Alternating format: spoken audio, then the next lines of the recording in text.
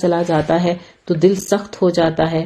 سرکشی کرتا ہے، اللہ کی حدود سے تجاوز کرتا ہے تو اس کا دل سخت ہو جاتا ہے. اس کے اندر جو اصلاح کی صلاحیت ہوتی ہے نا، اصلاح کی، اپنے آپ کو بہتر کرنے کی، تو وہ ختم ہو جاتی ہے، اور بعض اوقات تو مکمل فنا ہو جاتی ہے اور وہ شخص تباہ و برباد ہو جاتا ہے. اس لیے اہل ایمان کو بھی خاص طور پہ تاکید کی گئی ہے سورہ الحدید کی آیت نمبر 16 میں کہ اہل ایمان ان لوگوں کی طرح نہ ہو جائیں جن کو ان سے پہلے کتاب دی گئی لیکن مدت گزرنے پر ان کے دل سخت ہو گئے. تو اللہ نے پتھروں کی سنگینی سے مثال دی ہے دلوں کی، کہ پتھر بھی سنگین ہوتے ہیں، بڑے سخت ہوتے ہیں، لیکن وہ بھی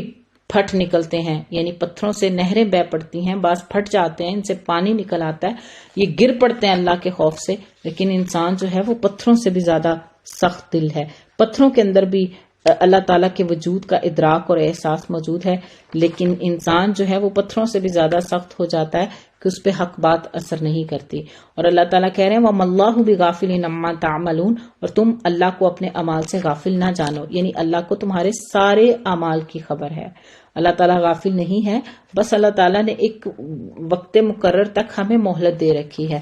پھر فرمایا افتطمعون، مسلمانوں کیا تمہاری خواہش ہے کہ یہ لوگ ایماندار بن جائیں، حالانکہ ان میں سے ایسے لوگ بھی ہیں جو کلام اللہ کو سن کر عقل اور علم والے ہوتے ہوئے پھر بھی بدل ڈالا کرتے ہیں. یعنی تم ان لوگوں سے توقع رکھتے ہو کہ یہ ایمان لے آئیں گے، یہ یہودی جن کا ایک فرقہ ایسا تھا جو کلام الہی کو سنتے تھے، جانتے تھے، اس کا علم رکھتے تھے اور پھر اسے بدل ڈالتے تھے، خود اپنی مرضی سے اس کلام کو بدلتے تھے اپنے مفادات کی خاطر. تو ایسے لوگوں سے ایمان لانے کی قطعاً امید نہیں رکھی جا سکتی جو دنیاوی مفادات کے لیے، جو تعصبات کے لیے کلام الہی میں تحریف کرنے تک سے باز نہیں آتے، اور یہ گمراہی کی ایسی دلدل میں پھنس چکے ہیں کہ یہ اس میں سے نکل نہیں سکتے. تو امت محمدیہ کے بہت سے علماء اور مشائخ بھی قرآن اور حدیث میں تحریف کے مرتکب ہیں. اللہ تعالیٰ اس جرم سے محفوظ رکھے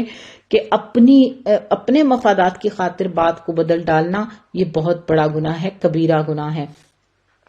اللہ تعالیٰ فرماتے ہیں جب ایمان والوں سے ملتے ہیں تو اپنی ایمانداری ظاہر کرتے ہیں، اور جب آپس میں ملتے ہیں تو کہتے ہیں مسلمانوں کو کیوں وہ باتیں بتاتے ہو جو اللہ تعالیٰ نے تمہیں سکھائی ہیں، کیا جانتے نہیں کہ یہ تو اللہ کے پاس تم پر ان کی حجت قائم ہو جائے گی.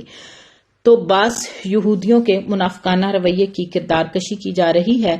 کہ وہ مسلمانوں میں تو اپنے ایمان کا اظہار کرتے تھے، جب آپس میں ایک دوسرے سے ملتے تو ایک دوسرے کو ملامت کرتے کہ تم اپنی کتاب کی ایسی باتیں کیوں مسلمانوں کو جا کے بتاتے ہو جس سے نبی صلی اللہ علیہ وآلہ وسلم کی بعثت کی تصدیق ہوتی ہے. یہ تو چھپا رہے تھے اپنی کتابوں میں، ان تمام باتوں کو چھپا رہے تھے کہ جس سے نبی صلی اللہ علیہ وآلہ وسلم کی بعثت کی تصدیق ہوتی ہو. تو یہودیوں کے بعض لوگ جو ہیں وہ مسلمانوں کو جا کے یہ بتا دیتے تھے کہ ہماری کتاب میں یہ بات موجود ہے، تو آپس میں اب یہ ایک دوسرے کو خبردار کر رہے ہیں، ملامت کر رہے ہیں کہ کیوں مسلمانوں کو جا کے ایسی باتیں بتاتے ہو جس سے ان کی تائید ہوتی ہو. تم خود ہی ایک ایسی حجت ان کے ہاتھ میں دے رہے ہو جو کل قیامت کے دن بارگاہ الہی میں وہ تمہارے خلاف پیش کریں گے.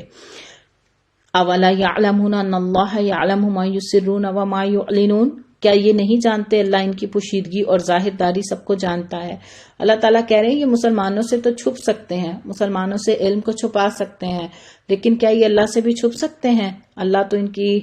چھپی اور ظاہر ہر چیز کو جانتا ہے. وہ تو تمہارے بتائے بغیر بھی مسلمانوں پر حق کو واضح کر سکتا ہے. تو تم تو اللہ کی نگاہ میں ہو، تمہارا ہر عمل اللہ کی نگاہ میں ہے، تم جو بھی دھوکے بازی کر رہے ہو اللہ تعالیٰ اس کو جانتا ہے. وَمِنْهُمْ أُمِّيُّونَ لَا يَعْلَمُونَ الْكِتَابَ، ان میں سے بعض ان پڑھ ایسے بھی ہیں جو کتاب کے صرف ظاہری الفاظ کو ہی جانتے ہیں اور صرف گمان اور اٹکل ہی پر ہیں. ان لوگوں کے لیے ویل ہے، یعنی خرابی ہے، ہلاکت ہے، جو اپنے ہاتھوں کی لکھی ہوئی کتاب کو اللہ تعالیٰ کی طرف کہتے ہیں، اللہ تعالیٰ کی طرف سے کہتے ہیں اور اس طرح دنیا کماتے ہیں. ان کے ہاتھوں کی لکھائی کو اور ان کی کمائی کو ہلاکت اور افسوس ہے. اچھا، اس میں دو گروہوں کا تذکرہ ہے ان دو آیات میں. ایک تو وہ جو ان پڑھ تھے، جو تورات سے بے خبر تھے، یعنی ان کے پاس کوئی علم نہیں تھا، محض فالوورز ہوتے ہیں جیسے ان پڑھ لوگ ہوتے ہیں، آرزویں رکھتے ہیں، گمان رکھتے ہیں، جس میں ان کے علماء انہیں مبتلا کر دیتے ہیں. علماء جو بھی بات بتا دیتے ہیں وہ اس پر ایمان لے آتے ہیں. یہ محض تقلید کرنے والے لوگ ہوتے ہیں، ان کی اپنی کوئی رائے نہیں ہوتی، ان کو جس طرف لگایا جائے یہ لگ جاتے ہیں. تو یہ ان پڑھ ایسے لوگ ہیں جو ظاہری الفاظ کو جانتے ہیں اور یہ صرف گمان اور قیاس پر چل رہے ہیں۔ دوسرا وہ گروہ ہے جو علماء کا ہے، اور یہ یہود کے علماء جو ہیں یہ خوف الہی سے بے نیاز ہیں، اور یہ اپنے ہاتھوں سے مسئلے گھڑتے ہیں، یعنی لکھتے ہیں کتاب کو، اور اپنی مرضی کے جو ہے وہ احکامات تحریر کرتے ہیں اور اسے اللہ تعالیٰ کے ساتھ منسوب کر دیتے ہیں اور کہتے ہیں یہ اللہ کی طرف سے، یہ اللہ تعالیٰ پر جھوٹ گڑنا ہے، یہ اللہ تعالیٰ پر بہتان باندھنا ہے، اور یہ یعنی اللہ تعالیٰ کے حق میں اللہ کی شان میں کمی کرنا ہے۔ اور یہ بہت بڑی جسارت ہے کہ انسان دنیا کمانے کے لیے تحریر کرے اور اسے اللہ کی طرف منسوب کر دے اور اللہ تعالیٰ کے کلام میں تحریف کر دے اور لوگوں کو مذہب کے نام پر دھوکہ دے۔ یہ یہودی یہ جسارت بھی کرتے تھے۔ اور یہ جو یہودی کیا کہتے تھے، وَقَالُوا لَن تَمَسَّنَا النَّارُ، یہ لوگ کہتے تھے کہ ہم تو صرف چند روز جہنم میں رہیں گے۔ ان سے کہو کہ تمہارے پاس اللہ تعالیٰ کا کوئی پروانہ ہے؟ اگر ہے تو یقیناً اللہ تعالیٰ اپنے وعدے کے خلاف نہیں کرے گا، ہرگز نہیں، بلکہ تم تو اللہ کے ذمے وہ باتیں لگاتے ہو جنہیں تم جانتے نہیں ہو۔ تو یہود کہتے تھے کہ دنیا کی کل عمر 7000 سال ہے اور ہم 1000 سال کے بدلے ایک دن جہنم میں رہیں گے، یعنی اگر ہم رہے بھی تو چند دن، یعنی 7 دن ہم جہنم میں رہیں گے۔ اور یہاں بعض کہتے تھے کہ 40 دن، کیونکہ 40 دن ہم نے بچڑے کی پوجا کی تھی، تو ہم تو بس چند دن جہنم میں رہیں گے۔ تو اللہ تعالیٰ نے ان سے کہا ہے کہ کیا اللہ نے تم سے کوئی عہد لے رکھا ہے؟ کل، اے نبی ان سے کہو، اتخذتم عند اللہ عہدا فلن یخلف اللہ عہدا، کہ اللہ نے تم سے کوئی عہد لے رکھا ہے جس کی وہ خلاف ورزی نہیں کرے گا؟ اللہ نے تمہارے ساتھ کوئی ایسا عہد نہیں باندھا، تم اللہ تعالیٰ پر کیوں جھوٹی باتیں کرتے ہو؟ ہرگز نہیں، بلکہ تم تو اللہ کے ذمے وہ باتیں لگاتے ہو جن تم نہیں جانتے، بغیر علم کے اللہ کے ساتھ ایسی باتیں منسوب کرتے ہو جو اللہ تعالیٰ کا قول نہیں ہے۔ بلا من کسب سیئۃ واحاطت بہ خطیئۃ، یقیناً جس نے بھی برے کام کیے اور اس کی نافرمانیوں نے اسے گھیر لیا وہ ہمیشہ کے لیے جہنمی ہے۔ تو جس نے برے کام کیے، یعنی جس نے بھی نافرمانیاں کی، جس نے بھی برائی کی، اللہ تعالیٰ جنت اور جہنم جانے کے اصول واضح کر رہے ہیں کہ محض تمہاری آرزوؤں پر تمہیں جنت نہیں مل جائے گی، محض تمہارے دعووں کی وجہ سے تمہیں جنت نہیں مل جائے گی، تمہارے گمان کی وجہ سے جنت نہیں مل جائے گی، بلکہ جنت اور جہنم میں جانے کے کچھ اصول ہیں۔ نافرمانیاں اسے ہر طرف سے گھیر لیں گی، وہ ہمیشہ کے لیے جہنمی ہے، اور جو لوگ ایمان لا کر عمل صالح کریں گے وہ جنتی ہیں اور وہ جنت میں ہمیشہ رہیں گے۔ تو جنت جانے کا اصول یہ ہے کہ ایمان لا کر عمل صالح کیا جائے، ایمان کے ساتھ عمل صالح ضروری ہے، یہ دونوں لازم و ملزوم ہیں۔ ایسا نہیں ہے کہ عمل صالح کیے چلے جائیں اور ایمان کوئی نہیں ہے، ایمان ہے لیکن عمل ہی کوئی نہیں ہے۔ تو ایمان اور عمل دونوں ساتھ ساتھ ہیں کہ خالص اللہ کی رضا کے لیے انسان عمل کرے، اللہ پر ایمان رکھتے ہوئے، اللہ سے اجر کی امید رکھتے ہوئے، اور رسول اللہ صلی اللہ علیہ وسلم کی سنت کے مطابق عمل کرے، تو وہ جنتی ہوگا، جنت میں داخل ہوگا اور اس میں ہمیشہ ہمیشہ رہے گا۔ یہ تھا رکوع نمبر 9۔ رکوع نمبر 10 ہے، تلاوت سنتے ہیں۔ لا تسفكون دماءكم ولا تخرجون أنفسكم أولئك أصحاب النار هم فيها خالدون والذين آمنوا وعملوا الصالحات أولئك أصحاب الجنة هم فيها خالدون وإذ أخذنا ميثاق بني إسرائيل لا تعبدون إلا الله وبالوالدين إحسانا وذي القربى واليتامى والمساكين وقولوا للناس حسنا وأقيموا الصلاة وآتوا الزكاة ثم توليتم إلا قليلا منكم وأنتم معرضون وإذ أخذنا ميثاقكم لا تسفكون دماءكم ولا تخرجون أنفسكم من دياركم ثم أقررتم وأنتم تشهدون ثم أنتم هؤلاء تقتلون أنفسكم وتخرجون فريقا منكم من ديارهم تظاهرون عليهم بالإثم والعدوان وإن يأتوكم أسارى تفادوهم وهو محرم عليكم إخراجهم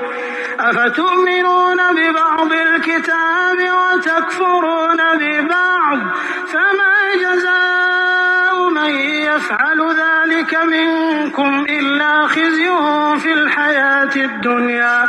ويوم القيامة يردون إلى أشد العذاب وما الله بغافل عما تعملون أولئك الذين اشتروا الحياة الدنيا بالآخرة فلا يخفف عنهم العذاب ولا هم ينصرون۔ اور جب ہم نے تم سے وعدہ لیا کہ آپس میں وَإِذْ أَخَذْنَا مِيثَاقَ بَنِي إِسْرَائِيلَ، اور جب ہم نے بنی اسرائیل سے وعدہ لیا کہ تم اللہ کے سوا دوسرے کی عبادت نہ، اللہ کے سوا کسی کی عبادت نہ کرنا، اور والدین کے ساتھ اچھا سلوک کرنا، اسی طرح قرابت داروں، یتیموں اور مسکینوں کے ساتھ، اور لوگوں کو اچھی باتیں کہنا، نماز قائم رکھنا اور زکوٰۃ دیتے رہنا، لیکن تھوڑے سے لوگوں کے علاوہ تم سب پھر گئے اور تم سب نے منہ موڑ لیا۔ تو ان آیات میں وہ عہد بیان کیا جا رہا ہے جو بنی اسرائیل سے لیا گیا، لیکن انہوں نے اللہ تعالیٰ سے عہد کرنے کے بعد بھی اس سے اعراض کیا، اور اس میں سب سے پہلی جو بات کی گئی ہے وہ ایک اللہ کی عبادت کی تاکید ہے، جو ہر نبی کی اولین دعوت رہی ہے۔ ہر نبی نے توحید کی طرف بلایا۔ اس کے بعد جو ہے وہ باقی حقوق کا ذکر کیا گیا ہے، والدین کے ساتھ نیک سلوک کی بات کی گئی ہے، اور والدین کی اطاعت اور فرما برداری اور ان کے ساتھ حسن سلوک کی تاکید کی گئی ہے، اور اس کے بعد جو ہے وہ قرابت داروں کا، یتیموں کا اور مسکینوں کا حق بیان کیا گیا ہے۔ اور لوگوں سے جب گفتگو کرو تو لوگوں سے اچھی بات کہو، نماز قائم کرنے اور زکوٰۃ دینے کا حکم دیا گیا ہے، جس سے پتہ چلتا ہے کہ پچھلی شریعتوں میں بھی یہی باتیں تھیں۔ ٹھیک ہے، ہمارے دین میں، اسلام میں اگر یہ باتیں ہیں کہ شرک نہیں کرنا، والدین کے ساتھ حسن سلوک کرنا، قرابت داروں کے ساتھ، یتیموں مسکینوں کے ساتھ حسن سلوک، لوگوں سے اچھی بات کہنا، نماز کا قیام، زکوٰۃ کی ادائیگی، یہ ساری باتیں اسلام میں بھی ہیں اور پچھلی شریعتوں میں بھی یہ باتیں تھیں۔ اس کے بعد اللہ تعالیٰ فرماتے ہیں تھوڑے سے لوگوں کے علاوہ تم سب نے منہ موڑ لیا، یعنی تم سب پھر گئے اللہ تعالیٰ کے ساتھ عہد و پیمان کے بعد۔ اور جب ہم نے تم سے وعدہ لیا کہ آپس میں خون نہ بہانا، یعنی آپس میں ایک دوسرے کو قتل نہ کرنا اور آپس میں ایک دوسرے کو جلا وطن نہ کرنا، تم نے اقرار کیا اور تم اس کے گواہ تھے، لیکن پھر بھی تم نے آپس میں قتل کیا اور آپس میں ایک دوسرے کو جلا وطن بھی کیا، اور گناہ اور زیادتی کے کاموں میں ان کے خلاف دوسرے کی طرفداری کی۔ ہاں، جب وہ قیدی ہو کر تمہارے پاس آئے تو تم نے ان کے فدیے دیے، لیکن ان کا نکالنا جو تم پر حرام تھا تم نے اس کا بالکل خیال نہ کیا۔ بعض احکام پر تم ایمان رکھتے ہو اور بعض کے ساتھ تم کفر کرتے ہو۔ تم میں سے جو بھی ایسا کرے اس کی سزا اس کے سوا اور کیا ہو سکتی ہے کہ دنیا میں رسوائی ہو اور قیامت کے دن سخت عذاب کی مار ہو، اور اللہ تعالیٰ تمہارے اعمال سے بے خبر نہیں ہے۔ یہ آیت تھوڑی سی سمجھیے گا، اس کا تھوڑا بیک گراؤنڈ دیکھ لیتے ہیں کہ نبی صلی اللہ علیہ وسلم کے زمانے میں انصار، جو کہ اسلام سے پہلے مشرک تھے، ان کے دو قبیلے تھے، اوس اور خزرج، ان کی آپس میں جنگ ہوتی رہتی تھی۔ ان کے گرد و نواح میں یہود رہتے تھے، اور یہودیوں کے 3 قبیلے تھے، بنو قینقاع، بنو نذیر اور بنو قریظہ۔ یہ بھی آپس میں لڑتے تھے۔ بنو قریظہ اوس کے ساتھی تھے، ٹھیک ہے، یہودیوں کا ایک گروہ جو تھا وہ انصار کے ایک قبیلے کا ساتھی تھا، یعنی ان کے ساتھ وہ جتھے بندی تھی ان کی، اور بنو قینقاع اور بنو نذیر جو تھے وہ خزرج کے ساتھی تھے۔ تو اب جب اوس اور خزرج کی آپس میں جنگ ہوتی تھی تو بنو قریظہ یعنی یہودی بھی آپس میں لڑ پڑتے تھے، اپنی اپنی پارٹی کا ساتھ دینے کے لیے، اپنے ساتھیوں کی مدد کرنے کے لیے لڑ پڑتے تھے، ان کو قتل بھی کرتے، یعنی یہودیوں کو قتل کر رہے ہوتے، حالانکہ ان کی ڈائریکٹ کوئی جنگ نہیں ہوتی تھی۔ اوس اور خزرج کی لڑائیوں میں طرفداری کرتے ہوئے آپس میں ایک دوسرے کو قتل بھی کرتے، جلا وطن بھی کرتے، پھر قیدی جب بن جاتے تو یہودی خود ہی اپنے ساتھیوں کو یعنی قیدیوں کو چھڑاتے فدیہ دے کر، اور کہتے تھے کہ تورات میں ہمیں یہی حکم ہے کہ فدیہ دے کر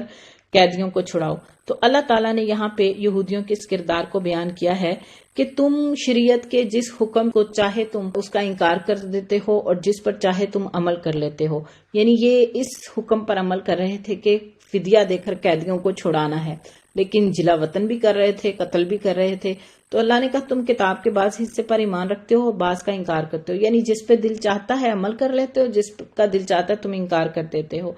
تو اللہ تعالیٰ نے فرما دیا کہ جو کوئی ایسا کرے گا اس کے لیے کیا سزا ہے؟ من یفعل ذالک منکم، جو کوئی ایسا کرے گا، کیا کرے گا کہ کتاب کے بعض حصے پر ایمان رکھے گا، بعض کا انکار کرے گا، تو اس کے لیے دنیا میں بھی رسوائی ہے اور قیامت کے دن اس کے لیے سخت عذاب ہے۔